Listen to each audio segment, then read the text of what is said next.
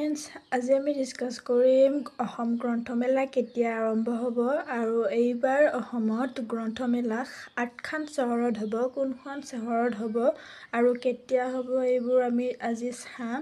এটা চাব পাৰে অসম প্ৰকাশন পৰিষদ, সদৌ অসম পুথি প্ৰকাশক আৰু বিক্ৰেতা সংস্থাৰ উদ্যোগত চলিত বৰ্ষত অসমৰ 8খন চহৰত অসম গ্ৰন্থমেলা হ'ব বুলি এইবাৰ উল্লেখ কৰিছে।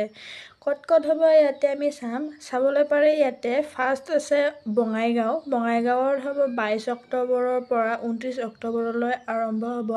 তিনিচুকীয়াত হ'ব 28 নৱেম্বৰৰ পৰা 7 ডিচেম্বৰলৈ হ'ব।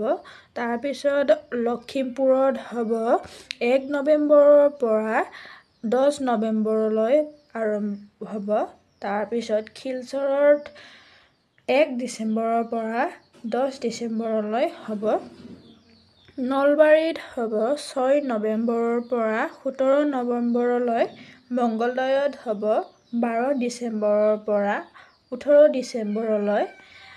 যোৰহাটত হ'ব 14 নৱেম্বৰৰ পৰা 25 নৱেম্বৰলৈ আৰু অন্তিমত গুৱাহাটীত হ'ব 24 ডিচেম্বৰৰ পৰা 6 জানুৱাৰীলৈ এইটো প্ৰক্ৰিয়া চলি থাকিব।